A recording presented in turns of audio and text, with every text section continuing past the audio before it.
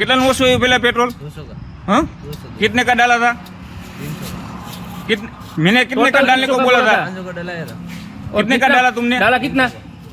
इसमें कितना आंकड़ा दिखा रहा था? 500 हाँ हाँ तो बाकी उसमें से आपने 200 कहाँ कहाँ से कम कैसे किया? हम अंदर से हो जाता, अंदर से हो जाता है। पहले चलता था ये। हाँ गाड़ी नंबर कौन सा है? इधर आ।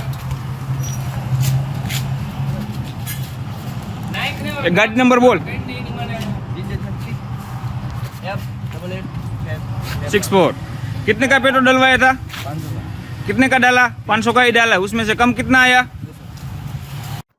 મારું નામ કાંતિભાઈ છે. હું આ શક્તિઓના ફ્યુલ્સ નીચી માંડલ ન્યારા પંપમાં મેનેજર છું.